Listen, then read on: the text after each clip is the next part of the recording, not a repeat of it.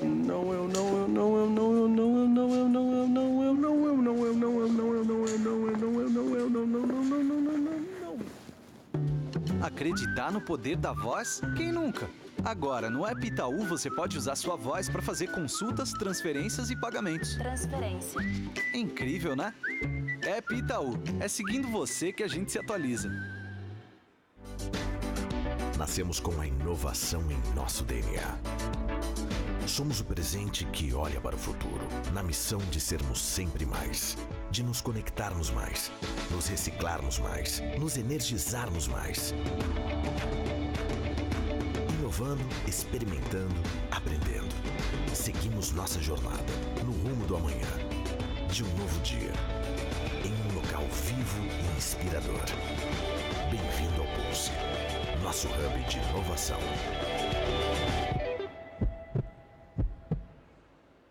7, 6, 5, 4, 3, 2, 1. Oh, this you crazy mother.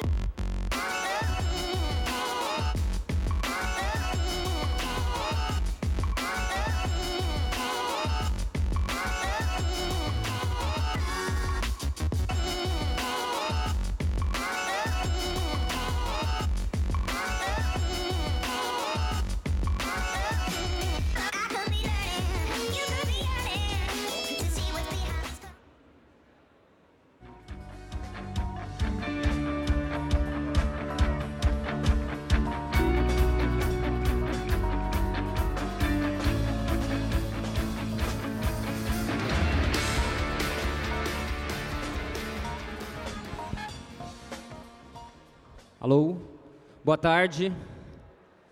Pós-almoço aí, bastante complicado, né? Vamos lá? Já começar se apresentando, depois a gente abre uma dinâmica de perguntas e respostas. Meu nome é Fábio Mota, eu sou diretor de tecnologia da Raizen. A Raizen, acho que vocês já viram aí, é um dos patrocinadores do evento. Para quem não sabe, a gente está basicamente em dois negócios. Um é da produção de açúcar e etanol e a outra é do negócio de combustíveis sobre a marca Shell. Então, com certeza, vocês já viram os postos de gasolina nossos aí no Brasil, pelo Brasil afora. E a gente, como grande corporação, acho que sofre do mal que todas elas sofrem, que é, poxa, como é que a gente inova, né? Como é que a gente muda, como é que a gente se aproveita aí desse novo mundo, desse ecossistema de inovação, das startups, dos empreendedores, qual que é o melhor desenho para a gente se relacionar com elas, né? E aí o primeiro grande movimento que a gente fez foi a abertura do nosso espaço para cowork, nosso espaço para aceleração de startups, chamado de Pulse, e aí a gente vai discutir aqui um pouquinho como é que ele se encaixa no contexto da Raizen. Vou passar a palavra para a Mariana. Boa tarde, pessoal. Eu sou Mariana Vasconcelos, cofundadora e CEO da AgroSmart.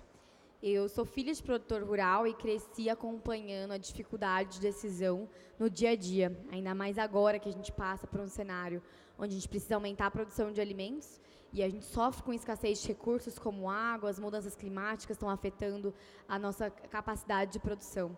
E com isso a gente criou a AgroSmart, né, que é uma plataforma de agricultura digital que visava ajudar o produtor a ter mais confiança na sua tomada de decisão. Ao monitorar plantações com sensores e imagens de satélite, a gente gera recomendações diárias para ajudar o produtor a saber quando irrigar, a ser resiliente ao clima, a saber a entrada de maquinário. E à medida que a empresa foi amadurecendo, a gente criou outros 2 segmentos corporativos, onde a gente trabalha com indústrias de alimentos e bebidas, monitorando a cadeia de suprimentos de produção agrícola para garantir que eles sejam mais sustentáveis e ajudá-los a planejar a operação. E com as empresas de sementes e químicos, para que elas também possam desenvolver os seus produtos para se adaptar aos diferentes microclimas que a gente tem tido. Na nossa jornada, a gente interagiu muito com corporações, então, até nesses segmentos, a gente teve os primeiros clientes corporativos, como Coca-Cola, Syngenta, Dupont, e trabalhamos com pesquisa e desenvolvimento com outras diferentes instituições, tipo Embrapa, IAC, corporações lá fora, e agora somos empresas âncora do Pulse. Boa tarde, meu nome é Vasco, eu sou fundador da Fazen. A Fazen é uma empresa que foca em vender produto e serviço para o pecuarista. Antes de fundar a Fazen, eu fundei há 20 anos atrás uma outra empresa que chama-se AGV Logística. A AGV é a terceira maior operadora logística integrada do Brasil. Nós prestamos serviços de armazenagem e transporte para grandes corporações. E a Fazem acabou nascendo exatamente da ideia de como que a gente podia aproveitar essa cadeia de supply chain com foco, no caso, em um setor que a gente é líder na AGV, que é a área de medicamento veterinário, e ajudar as corporações a terem mais eficiência e levar uma nova maneira de produzir na pecuária. Na AGV, a gente trabalha com grandes empresas como Banco Itaú, Unilever e muitas corporações na área de medicamento veterinário. E o que a gente percebeu foi exatamente que era muito difícil a gente criar uma disrupção dentro do modelo de negócio dessas empresas, dentro da própria AGV. E a decisão nossa foi montar uma empresa nova, que tem um mindset completamente diferente, trazer sócios diferentes. Então, a Monax, por exemplo, é uma investidora da Fazem, para poder, junto com o que a gente chama os clientes produtores, mas também os clientes da indústria, que a gente, hoje, os nossos fornecedores, a gente também chama de cliente, a ajudar a efetivamente trazer e levar a pecuária brasileira para um novo patamar de produtividade. E acho que a ideia, gente, a gente vai abrir para perguntas, mas eu vou fazer uma primeira pergunta aqui para o Fábio. Fábio, você, estando numa grande corporação, que é uma empresa que tem dezenas de milhares de funcionários e, obviamente, um mainstream, como é que você enxerga o papel das startups para ajudar a inovação de uma grande empresa? Obrigado, Vasco. Acho que para dar pano de fundo, a Raizen tem por volta de 30 mil funcionários e é uma empresa que faturou ano passado por volta de 80 bilhões de reais. E aí acho que a dificuldade já começa aí, né? Para que mexer aonde que está dando certo? Para que se arriscar? Se a gente já tem a fórmula, por que você quer experimentar esse negócio, né? E eu acho que aí é onde entra o empreendedor, né? O empreendedor costuma ser, por essência, desses que eu venho conhecendo nesse último ano, que é onde eu entrei mais intensamente nesse convívio com os empreendedores e as startups, é essa questão do desafiar, do não aceitar o status quo. Então, às vezes é bom que eu levo a verdade e ele é rebatida sempre com por quê? Quem disse? Não é isso não, e lá fora não estão fazendo mais isso. Ou esse negócio, se você continuar fazendo isso daí, vai acabar já já.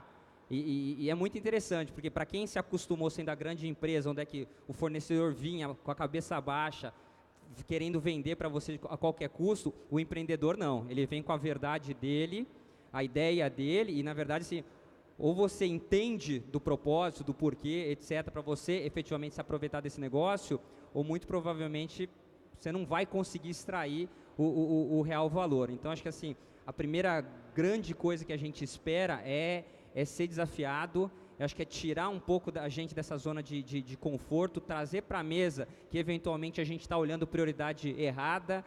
Até um dos empreendedores recentemente falou, poxa, que você está se preocupando aí com etanol e com açúcar? Esse negócio vai acabar. Então, assim, é um negócio bem interessante, alguém chegar, né, e já jogar a carta na mesa da maneira mais direta possível. Eu acho que é onde, de verdade, vocês vão contribuir muito, muito com a nossa realidade. Mariana, você que está com uma empresa pequena, depois você fala quantos funcionários você tem, lidando com uma empresa centenária como uma Coca-Cola, conta um pouco como é que tem sido essa sua dinâmica de tentar ajudar uma Coca-Cola num contexto desse. Nós somos 30 pessoas hoje, internamente, e, na verdade, o nosso relacionamento com a Coca-Cola, diferente de todos os outros relacionamentos que a gente teve corporativo, é surpreendentemente positivo. Porque eu acredito muito naquela visão do Golden Circle, né? De quando você sabe o porquê você faz algo e não o que você faz algo. E a AgroSmart sempre foi muito focada em realmente mudar a realidade no campo, ajudar a melhorar a produção e causar um impacto social. E a nossa visão, a nossa missão estava muito alinhada com a missão e a visão da Coca. Então, no projeto da Coca-Cola, a gente tem envolvimento direto da presidência, do grupo inteiro, dos diretores. Então, eu acho que esse envolvimento de alta gerência é muito importante, porque ela dita o tom do relacionamento. E é um relacionamento que a gente visou assim, a gente quer chegar no futuro sustentável, como é que a gente vai fazer isso junto? A AgroSmart, na época que começou a trabalhar com a Coca-Cola, não era uma plataforma, era simplesmente um produto para irrigação. E a gente começou a entender a oportunidade, como que aquilo poderia virar, na verdade, um segmento de cliente. E a gente está construindo a 4 mãos. Então, o que é, como que a minha informação de campo em tempo real, como que o meu relacionamento com o produtor pode ajudar as cadeias de alimentos e bebidas a compreender melhor sua produção e a atingir os objetivos de sustentabilidade, que é causar um impacto positivo em agricultura familiar e redução de água, redução de consumo de energia, resiliência climática, etc. Então, a gente tem construído junto num relacionamento muito próximo, a gente se encontra a cada 15 dias, por exemplo, e tem todo o time unido para melhorar a solução, adaptar coisas. O mais difícil, na verdade, é colocar isso para funcionar. Então, como é que você move toda a organização e todo o usuário a entender aquele propósito, a estar alinhado, a fazer a utilização do produto, senão de nada adianta, né? Se todo mundo não acreditar na inovação e não quiser fazer aquilo acontecer, de nada funciona. Então, é muito legal ver esse movimento muito alinhado a propósito. E eu acho que eu sinto muita falta desse comportamento em outras corporações que a gente tem trabalhado. Vasco, vou fazer uma para você, então. Eu, sob a ótica do comprador, né, da grande corporação, a gente vê, vou dar um exemplo extremo de uma Apple, onde é que ela perdeu em determinado momento o Steve Jobs e muito se tinha a dúvida, poxa, será que o próximo vai conseguir manter todo o padrão, toda a excelência, etc., da sua empresa? E eu me imaginei no cenário onde é que eu fosse consumidor da sua primeira empresa, e aí você, depois que ela cresceu, você continuou no board, mas você saiu para empreender na sua segunda empresa. E aí, como é que fica aqui o comprador? Eu diria que assim, o grande desafio que eu vejo tem a ver com liderança. No final, é muito difícil, como você falou, para um líder que está num time que está ganhando, ele desafiar o status quo, tomando o risco de mudanças que às vezes podem colocar em risco o negócio principal dele, né? E você tem N exemplos aí de Kodak que inventou a câmera digital e acabou não lançando, para contar esse caso. Um pouco do que a Marina falou, a gente na AGV é uma empresa de B2B, tem 130 clientes e a gente sempre vendeu para o CEO e para o diretor de supply chain. Então, sempre foi uma venda muito focada em quem toma a decisão. Na Fazem, quando a gente olha para o nosso, que a gente chama de cliente indústria, não deixa de ser a mesma coisa, porque o que a gente está tentando fazer é um convencimento de que as coisas vão mudar, que não tem como segurar a onda que está vindo, desde tecnologia, comportamento do consumidor, e isso faz com que a gente tenha um approach parecido, né? de tentar convencer, mas como a Mariana falou, acho a coisa mais difícil é, depois que você convence o número 1, isso permear para baixo da organização, porque você tem um anticorpo da grande corporação, ele vai contra as grandes mudanças, né? Então, eu acho que o grande desafio das grandes empresas é exatamente saber como calibrar essa questão da inovação vis-à-vis o dia a dia de entregar resultado trimestral. Mari, você aí nesse processo de crescimento para o alto e avante, muito cliente novo, grande, chegando e ao mesmo tempo você lidando com o desafio de crescimento. De novo, eu com meu chapéu de comprador aqui, você vai viver momentos de dilema, onde é que você vai ter uma coisa quando você tem um cliente bom e aquele não tão bom, fica fácil decidir. Mas você vai conviver cada vez mais com vários clientes bons, você precisando crescer e precisando de braço, correndo atrás dessa expansão, você vai ter que tomar decisões. Como é que é esse dia a dia para não deixar nenhum grande cliente desamparado? Eu acho que é pensar grande desde o primeiro dia. Então, assim, quando a gente fez o conceito da AgroSmart, já era como que eu posso ser repetitível e escalável, que é um conceito de uma startup, né? Então, assim, antes, tudo que a gente vai fazer, a gente vai pensar um produto novo, uma ferramenta nova, já é como que isso se encaixa dentro de uma estratégia em que ela possa ser replicável e escalável. Então, a plataforma da Coca, a gente não construiu uma plataforma para a Coca, a gente construiu com a Coca uma plataforma para a indústria inteira de alimentos, que é o mesmo produto. O nosso processo de atendimento, então, como é que a gente faz o acompanhamento do produtor? Tem vários processos, tem por telefone, tem distribuidores locais, parceiros locais que a gente treina, redistribuição, esse tipo de coisa. Então, eu acho que planejamento aí fala fala muito alto, e às vezes como startup a gente esquece de planejar, né? A gente vive tanto o dia a dia, tanta coisa para entregar, é o nosso resultado também de bater ali no trimestre, mas é o planejamento e se desafiar a pensar em startup. Dá para fazer com pouco recurso, dá para fazer de maneira que é inovadora, porque a gente também tem que inovar dentro da gente mesmo. Não é só a minha inovação que é inovadora para você, mas é o meu processo para te atender que tem que ser inovador, para eu conseguir utilizar o pouco recurso que eu tenho e ainda assim manter um sistema de qualidade. Mas assim, dá pau, falta gente, falta recurso, mas eu acho que o compromisso é o que manda. Então, quando a gente é orientado, a gente acredita no que a gente faz, a gente tem uma missão.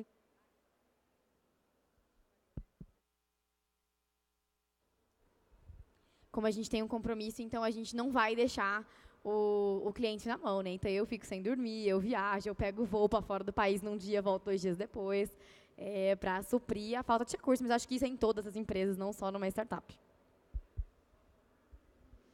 A gente está fazendo pergunta aqui para os outros, mas assim, já está aberto oficialmente, tá? A gente queimou largada.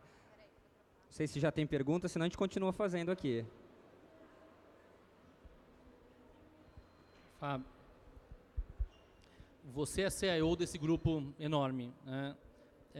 Como CIO, o que você vê de grandes diferenças de ser CIO de uma empresa, de uma corporation, e ao mesmo tempo, estando mais próximo agora desse mundo mais inovador, quais são as grandes diferenças que você vê do ponto de vista de tecnologia e maneira de gerir?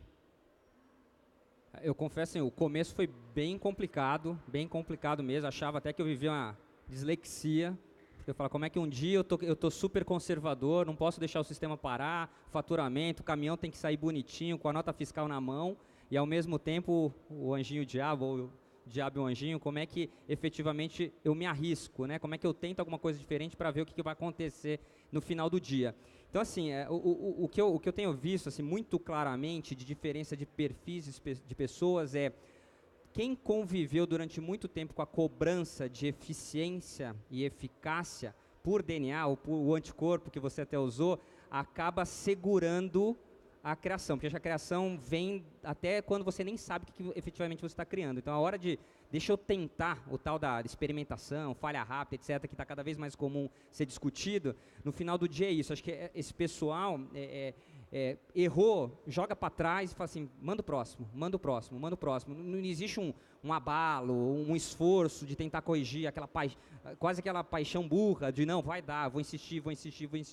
Na verdade, errou a primeira vez, já viu que não é, joga e vamos tentar o segundo. Então, assim, é um perfil muito diferente, que eu acho que assim, as grandes corporações começam um movimento, talvez, de primeiro se aproxima das startups, mas a gente não vai fugir de ter esse mesmo grupo lá dentro. Acho que vai ter sempre o grupo que precisa manter as grandes engrenagens rodando, que é o gerador lá de dinheiro, e você precisa continuar ganhando dinheiro, senão você não consegue nem ter o dinheiro disponível para você inovar, mas de fato vai precisar cada vez mais de uma parte da organização com um perfil bastante diferente. A primeira palestra aqui do dia falou muito de diversidade, de fato é diversidade, formações acadêmicas, ou mesmo históricos de empresa bastante distintos, que a gente vai ter que colocar esse pessoal junto para trazer esse negócio bem fora do status quo. Eu acho que quem está ali muito envolvido no dia a dia vai ter dificuldade. Então, para mim, acho que a grande diferença, e vai ser difícil conviver, por isso que eu acredito muito na separação desses grupos, é quem garante o hoje e quem efetivamente fica pensando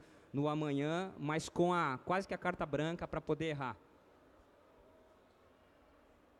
Mari, você tem diversos caminhos que as corporações têm buscado para buscar inovação. O Ambev, por exemplo, criou lá a ZX Ventures, que é como se fosse uma empresa à parte, que tem autonomia e é a startup da Ambev, que se aproveita de todas as coisas boas, ao mesmo tempo ela faz coisas que eventualmente seriam impossíveis de ser feitas dentro da Ambev. E você tem exemplos de corporate venture funds, de empresas que estão adquirindo startups para depois tentar trazer elas. Na sua experiência, o que você tem visto e como é que você enxerga esses caminhos? Na maioria das vezes, a gente recebe o approach pelo departamento de TI ou inovação. A maioria deles, eles enxergam a inovação e tentam trazer a ferramenta defendendo isso para o time de negócio. Mas aí, nesse caso, a gente tem um desafio muito grande, que é depois que a gente celebra um acordo, a gente concorda entre a gente, a barreira para você realmente implementar um projeto é muito difícil. Demora 1, 2 anos, é burocracia, você tem que passar num cadastro de fornecedor igual ao cadastro de uma multinacional, com o mesmo nível de documentação. Você convencer os times de negócios internos a adotar a inovação, a adotar o comportamento. Eu acho que é mais difícil. Então, o contato começa primeiro, mas ele demora mais. Quando acontece do time de negócio em si fazer o approach, que é mais difícil, anda mais rápido. Porque aí eu acho que você não tem que fazer aquele trabalho de convencimento da empresa inteira. Já chegou em quem tem que adotar, e essa pessoa está buscando mudar, ou seja, ela quer mudar, ela acredita na inovação e é ela que está operacionalizando o negócio. Então, eu acho super válido as iniciativas, elas estão criadas para longo prazo, né? Então, eu acho que, né, o Pulse, etc., vai conseguir enraizar pouquinho a pouquinho essa cultura de inovação dentro das corporações, mas a gente vê que não é um desafio simples. Tanto que a maioria dos corporate ventures tem total autonomia do negócio. Então, eles às vezes nem se conversam e nem conseguem alinhar o investimento que está sendo feito monetariamente para a implementação no negócio diretamente. Então, eu acho que eu não sei se é correto separar. Apesar de a gente ter esse atalho, essa iniciativa constante, eu acho que a inovação nas grandes corporações tinha que partir da base, ela não necessariamente tinha que ser um órgão externo. Então, eu acho que a gente sempre vai passar pelo mesmo caminho difícil de realmente implementar e não só fazer. Porque, assim, vamos combinar também que tem muita corporação que abre caminhos de relacionamento com startup que não são bem programas, né? Todo mundo faz 1 milhão de hackathon, pronto. Estou relacionando com startup, eu faço hackathon. E isso não gera nada, nem para a empresa e nem para o empreendedor. Não gera negócio depois, não só gera buzz e marketing. Então, eu acho que como startup, né, vou dar uma alfinetada aí, como startup e inovação agora são temas quentes, são temas que todo mundo enxerga como futuro, todo mundo quer estar envolvido de alguma forma. Mas o caminho mais fácil nem sempre é criar um programa estruturado, tipo Pulse, que tem um investimento, que tem uma continuidade, que tem uma relação com o negócio, mas só, vou patrocinar aqui, vou fazer uma hackathon aqui, pronto, já fiz a minha parcela. Eu acho que enquanto o pessoal não enxergar isso como core, base da estratégia do negócio, a gente não vai ter inovação nas grandes corporações. Eu vi uma frase, eu já repeti ela acho que umas 5 vezes que eu falei, mas vou repetir aqui também, né? Que é muito presente no Vale, né? Primeiro, acredite no milagre, depois vem a fé, né? Porque se você não deixar o milagre acontecer e você ficar lá jogando contra, que é o... E, de novo, não é nem maldade, é o DNA, é o anticorpo, é o time que está ganhando. É complicado efetivamente você deixar esse negócio aflorar, né? Então, acho que é um grande desafio para mim, sentado na cadeira, olhando com o chapéu da grande corporação e, obviamente, buscando cada vez, ou se possível, cada vez mais rápido, os pequenos resultados para, de fato, tirar também um pouco que a questão do... Acho que deram muito tom de romantismo no começo, né? Muito poesia, né? Então, acaba se misturando muito o resultado prático e daquilo das promessas, né? Acho que você conseguir aterrissar esse negócio facilita pra caramba esse processo de... Não sei se é convencimento, ou evangelização, ou crença, enfim, essa mudança cultural que precisa acontecer internamente na corporação para cada vez mais aceitar de maneira mais natural esse negócio. Você, Vasco, aí que acho que tem um relacionamento bem bacana, próximo de grandes corporações e você vê as coisas boas e as coisas não tão boas, tanto do lado do empreendedor quanto do lado da grande corporação. Nunca coçou a mão para tentar pular para o outro lado, para ir para a grande corporação? Não.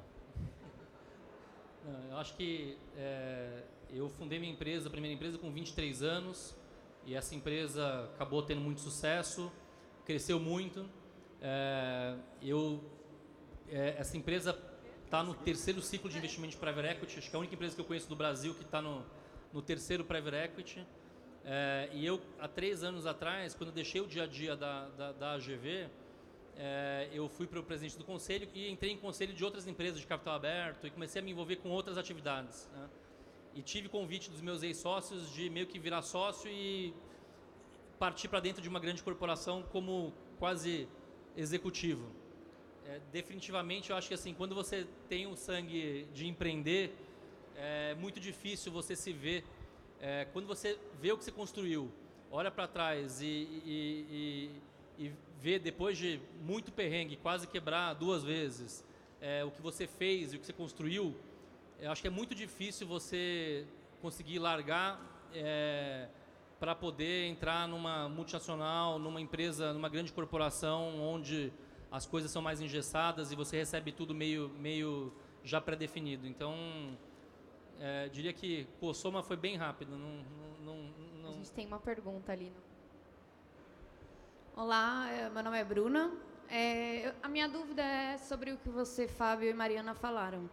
A gente vê atualmente que as grandes empresas estão criando algumas empresas cascas para poderem inovar e não afetar a grande engrenagem da empresa. E também, quando querem realmente colocar uma inovação na sua empresa, fazem alguns testes, tipo beta testers, para tentar realmente ver como escalar isso dentro da empresa. Só que a gente vê que isso acaba não mudando o que está dentro realmente da empresa, como vocês falaram, essa cultura. Acaba sendo somente uma inovação pontual. Então, como transformar, a minha dúvida é, como transformar esse tipo de inovações que são paralelas às empresas a realmente algo intrínseco a elas? Falando um pouco da Raizen, acho que vou usar uma palavra também que já... buzzword. É uma jornada, né? Acho que é um negócio longo. A gente efetivamente colocou como um dos pilares da empresa o tema inovação. Então, o Pulse é uma das iniciativas. A gente criou também um programa interno e a gente vem tentando desconstruir cada vez mais a questão do medo de errar, ou da aceitação ao risco. Porque, assim, um problema, vamos dizer assim, uma realidade da indústria de commodity é que é uma indústria com uma margem muito baixa. Não é um bem de consumo que eu consigo me dar ao luxo aí de usar marca forte, etc., para botar margens grandes. Então, obrigatoriamente, a gente precisa trabalhar demais na camada de baixo da equação, que é como é que eu otimizo custos. E o que eu tenho usado bastante lá internamente é que mesmo nessa camada de custos, que é uma camada onde você não deveria poder errar, dá para você inovar de maneira controlada, de maneira isolada, dentro até do exemplo que você deu das provas de conceito, dos beta testes, etc., experimentar, fazer acontecer, quebrar barreiras, paradigmas, matar o tal do anticorpo, amassar o DNA diferente e tirar esse medo que faz com que, poxa, o que experimentou o outro vai saber também e quer experimentar também, aí o outro também. Então, acho que esse negócio vai demorar, acho que não se troca, ainda mais, eu comentei 30 mil pessoas, numa empresa que tem no seu histórico a eficiência, a excelência operacional, qualidade acima de tudo. Então, imaginar que a gente da noite para o dia vai virar esse Titanic não vai ser trivial, mas acho que a semente está plantada, existe uma crença, uma certeza muito forte desse negócio, o patrocínio vem desde cima. Então, o nosso presidente é um grande entusiasta do tema inovação. É interessante que marcou muito, principalmente para a área de tecnologia, quando ele assumiu o cargo, a primeira entrevista dele, ele falou de internet das coisas, falou de big data, falou de analytics. Um presidente falar isso daí de uma empresa de commodity é um negócio assim impensável até então, né? Então, acho que estamos no começo dessa jornada, é uma jornada longa, é desafiadora. Acho que a Mari está perto lá da gente, ela mesma já está sentindo, né? Fala, poxa, Mota, esse cara aqui vem bem, esse cara aqui não vem tão bem, né? E aí a gente está pilotando como é que a gente encaixa e aos poucos vai ganhando os patrocinadores adequados, né? Para efetivamente fazer essa jornada ter sucesso, mas enfim, estamos caminhando ainda, precisa acelerar. Eu acho que tem uma dualidade nesse esquema, né? Primeiro, assim, é muito difícil você entrar em qualquer negócio sem ter o piloto ou o beta teste, que é normal e eu acho que é positivo para os dois lados, tanto para a empresa conhecer a solução da startup, mas como para a startup conhecer a empresa e realmente analisar se faz sentido aquela relação, né? Porque uma relação fornecedor-cliente é uma relação e ela tem que ser saudável para os dois lados.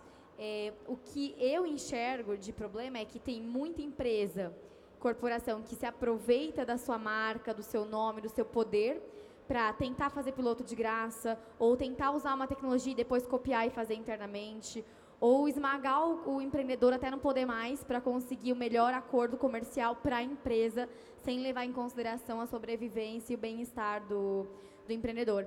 Então, isso é muito crítico, né? A gente vê aceleradoras no Vale do Silício falando para startups, não peguem um cliente corporativo quando vocês são pequenos, porque uma corporação pode matar uma startup. Porque a gente tem pouco fluxo de caixa, a gente tem foco, a gente tem pouco recurso, a gente precisa conseguir fazer muito com pouco. E a corporação quer customização, ela quer fazer do jeito dela, ela quer tomar seu tempo, seu recurso, e muitas vezes sem fazer um investimento necessário para isso. Então, tem muitos e muitos casos, eu inclusive faço parte de alguns grupos de WhatsApp, do 100 Open Startups, do Startup Brasil, e a gente vê muito empreendedor contando histórias de como que agora estão com problemas por ter iniciado um relacionamento com uma grande corporação.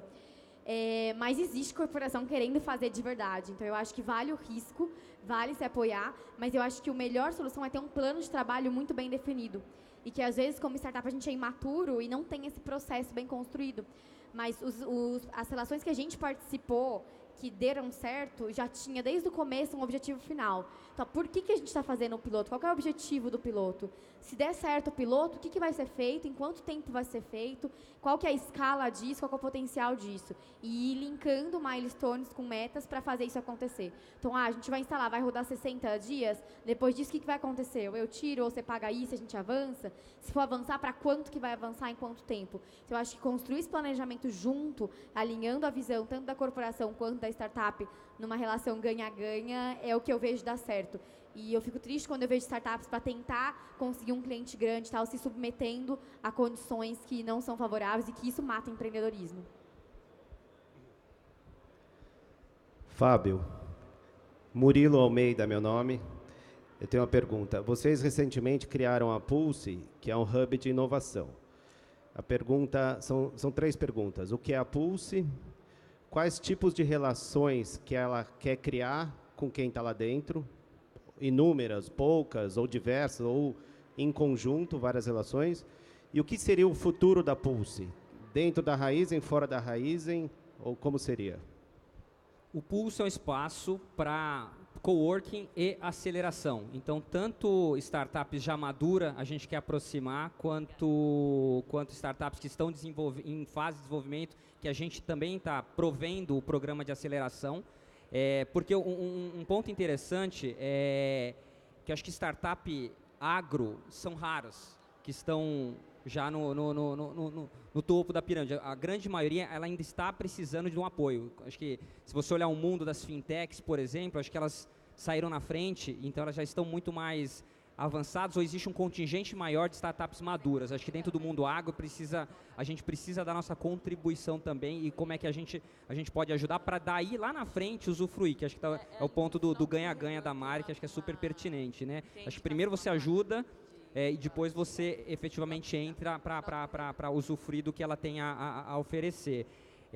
Então a gente fica em Piracicaba, é um espaço de 500 metros quadrados, onde é que nasce para a gente ajudar, mas também de largada como elemento super importante para quebrar um pouco a barreira interna.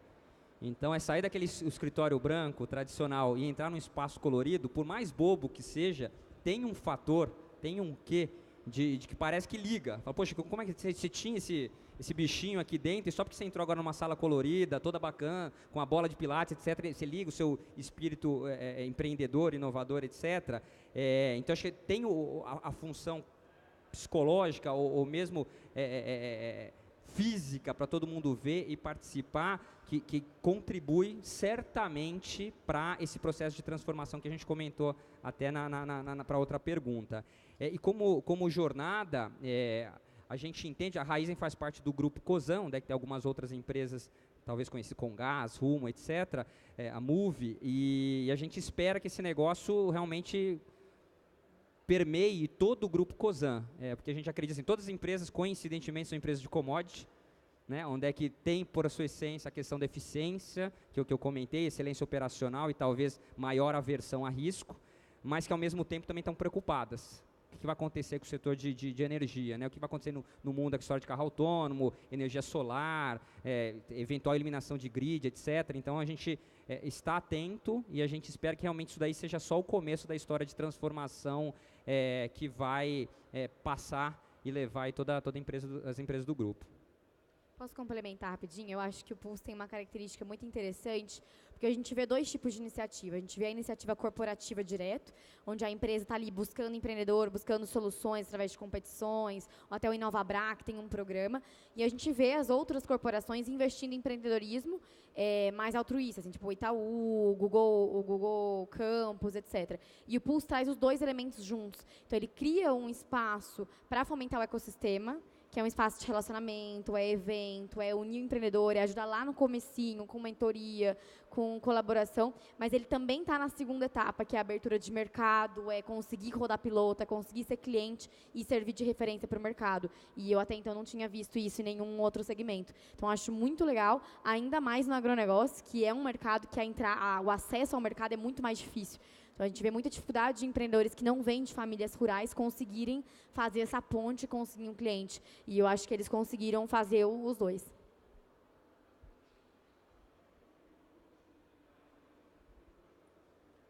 Mari, vou fazer uma pergunta para você. Olhando aí especificamente o setor de agtech, o que você tem visto acontecer nesses últimos anos, aí desde que você começou há 3 anos, foi talvez uma das pioneiras? Como é que você está vendo a evolução disso e como é que você vê o futuro disso no Brasil? Eu acho que está começando a ficar bom. Então, acho que a gente começou a ter os primeiros cases, né, de startups de agro, recebendo investimento, indo para fora, exportando. E com isso a gente gerou mais incentivo a empreendedores a começar a arriscar, porque eu acho que no Brasil a gente ainda tem uma síndrome de patinho feio, a gente continua achando que a gente não pode fazer, ou que a gente não pode ser o maior do mundo, ou que aqui não tem tecnologia. E eu acho que se tem um lugar que tem potencial para ser o berço das agtechs é o Brasil. Porque a gente tem é a maior exportadora aí de várias culturas, café, cana-de-açúcar, laranja. Estamos muito bem posicionados no mercado global, então o pessoal respeita. E temos, sim, base tecnológica para entregar.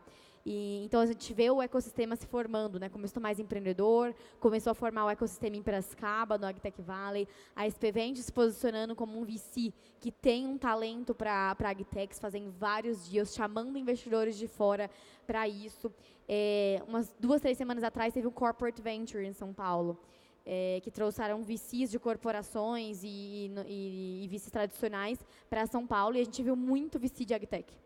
De Monsanto, de Syngenta, de DuPont, de Cultivian Sandbox. Então, pessoas de fora vindo para o Brasil olhar negócios em agtech.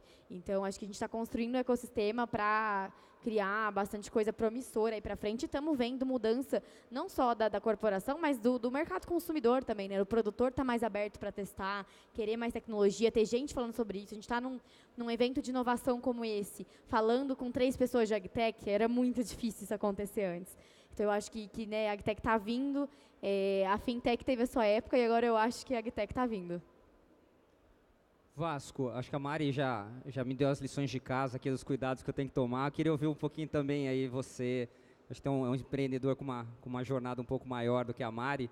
O que eu também devo levar de lição de casa aí como grande corporação, de cuidados a ter nesse relacionamento com o empreendedor? Eu acho que uma coisa que vocês já falaram e eu também, para mim, se não tiver no líder, e você falou já que o seu primeira entrevista dele ele já falou sobre isso, se o líder não comprar a ideia, ela já nasceu morta. Então, o que eu vejo que assim, é um processo de mudança, é um processo longo e árduo e difícil. Mas eu não tenho dúvida de que acho que o grande desafio, talvez seu, é conseguir efetivamente engajar a alta liderança nesse processo de mudança, porque a única chance que tem dela acontecer é se o time da alta liderança estiver 100% engajado, porque se não tiver, é 100% certeza que vai dar errado. Então, se tivesse uma coisa para te falar, convença os seus chefões de que eles têm que estar engajados nessa mudança, porque se não tiver, não tem chance de dar certo.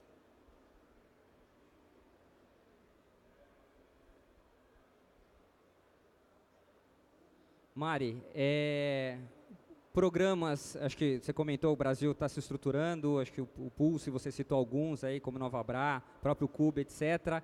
Só que eu sei que você também participou de programas lá fora. Por que lá fora e não ficar aqui mesmo? O que a gente tem a aprender com os programas nos Estados Unidos, por exemplo? Aí, você participou de 2, pelo que eu sei. Nossa, bastante coisa, porque eu acho que lá as coisas são um pouco mais agressivas em ponto de vista de mercado. O que eu sinto é que a gente está, por conta do ecossistema estar nascente, a gente tem muita iniciativa no começo, quando o empreendedor está começando, tem uma ideia, quer tirar do papel, quer começar, mas na hora que a minha empresa já tem um produto, está indo para mercado, a gente não tem esse layer. Que é como é que eu acelero realmente uma empresa que já tem produto, que já está em crescimento e consigo ajudar realmente a expandir para um outro patamar. Hoje, aqui no Brasil, a gente não tem esse layer. Então, a gente fica na aceleradora no começo, a gente fez aceleração aqui no Brasil, conseguimos ter produto, tivemos o primeiro round. Depois disso, já não tinha o auxílio. Então, a gente participou do programa do Google Launchpad, que eu acho que foi muito importante para produto. Então, conseguir trazer elementos para produtos de inteligência artificial, de melhorias de aplicação, etc. A gente participou da Thrive, que é a principal aceleradora de AgTech do Vale do Silício. Para a gente foi puramente entrada de mercado e distribuição. Então, a Thrive fez um modelo, que eu acho que aqui no Brasil alguém devia fazer, né? Que ela fez uma parceria com corporações, e essas corporações agro viraram tipo a LP do programa. Então, você tem Taylor Farms, J.V. Smith, Driscoll's, que são as maiores companhias de alimentos dos Estados Unidos, que investiram no programa como investidor mesmo, buscando retorno, mas se engajaram, quando ele fala de engajamento de liderança, se engajaram de uma tal forma que, na nossa aceleração, o presidente do grupo Taylor estava lá, estava ouvindo o nosso pitch, estava dando feedback, estava abrindo porta para fazer piloto. Então, eles conseguiram extrapolar numa rede de relacionamento local, que assim, eu quero ir para os Estados Unidos, eu já entro com 5 clientes. E fora, assim, parcerias com rede de distribuição, Western Growers, Land O'Lakes. Então, assim, quais são as maiores revendas de agro no Brasil? Por que não estabelece um convênio em distribuir as tecnologias que entram num programa de aceleração? Então, eu acho que é essa pegada de mercado. No nosso estágio, não é mais tanto mais a mentoria, o modelo de negócio, é mais go-to-market. Então, como é que eu faço marketing? Como é que eu fecho distribuição? Como é que eu entro em clientes influentes? Então, eu acho que para a gente foi essencial. E para abrir a porta para investidor americano, né? Então, eu acho que a gente tá levantando um novo round, a gente precisava trazer capital externo, então ter uma entidade nos Estados Unidos e fazer parte desse ecossistema era importante. E aí a gente fez um outro programa que tem um outro aspecto, que foi da Climate Ventures, que é do governo Obama, do Climate Data Initiative, para mudanças climáticas. Mas aí tem uma outra pegada, que é uma pegada de impacto, que aqui no Brasil também está muito inicial, né? Então, a gente tem um relacionamento de impacto aqui no Brasil muito ONG. E lá não é como que a gente usa os negócios que a gente tem, as soluções tecnológicas que a gente tem, para causar impacto e para, né, gerar dinheiro, gerar receita e impactar a sociedade como um todo. Então, a gente também quis estar nesse cenário global de resiliência climática, e por isso que a gente foi. Fábio, né? Fábio, eu também sou representante de uma corporação, aí eu queria entender como que a empresa dá um direcionamento, por exemplo, para as startups, de uma maneira que assim isso não fique tão amplo, porque eu não entendo como que é o lado deles de pensar, mas assim, eu sei que do lado da empresa a gente é cobrado por retorno. Você está investindo, mas você tem que ter algo em troca. E como tem que ter um direcionamento para algum tema, assim, como é que você vê que o negócio está caminhando para um lado, ou de repente o negócio assim está tão aberto que é difícil medir se você está tendo retorno sobre aquele grupo? É até interessante, o processo de nascimento ou de concepção do Pulse, aqui eu tô tranquilo, mas assim, foram quatro reuniões de board, onde é que a primeira, quase que eu desisto. Você chega para falar A, o pessoal pede Z, não é que eles pediram D e E, não, pediram Z. Aí eu voltei para casa, não desisti, não voltei com o Z, porque eu não acreditava no Z, mas eu voltei com um D.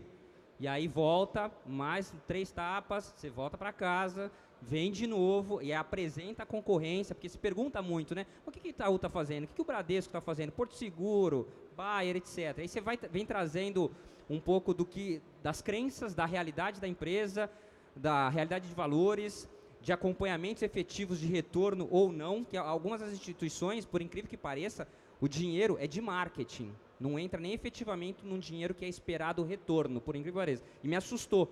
E aí eu vim apresentando tudo isso daí, lá para a quarta ou quinta, na quarta já saiu praticamente aprovado, com alguns detalhezinhos, e na quinta rodada ele foi. E aí o que em termos de mitigação de risco, ela é uma carteira controlada, onde é que por volta de 70% são coisas que eu estou chamando de acelerar o presente.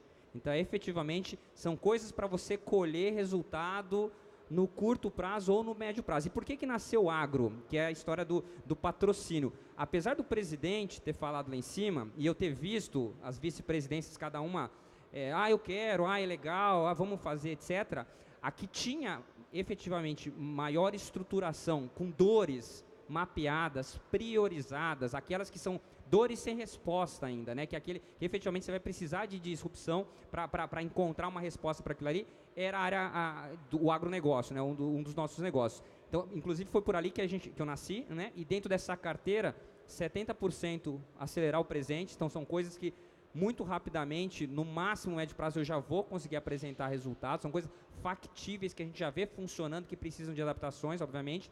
E tem 30% aí sim é pensar futuro. Aí é o risco mesmo. Ali é negócio, não me peça um prazo, não tem, quanto que é o ROI? Não sei. Se der certo, vai ser vezes 30. Se der errado, eu estou jogando fora esse dinheiro aqui, mas não esperem resultados aqui, é 100% o risco. É quase que tem um VC ali dentro para dividir a carteira. Então, acho que é assim que, no final do dia, acalmou um pouco os ânimos para não ficar também. Porque houve o questionamento natural. Mas como assim? É dinheiro e beleza? Você nunca vai devolver esse negócio? Se perder, perdeu? Não vai funcionar assim. Então, separamos o dinheiro, classificamos esse dinheiro. Um pedaço a gente vai mostrar, acredito eu, rapidamente. O outro pedaço, efetivamente, é risco puro, mas que de verdade também é onde a gente aposta as nossas fichas. É ali que vai trazer a grande quebra, né? A grande mudança, o grande salto.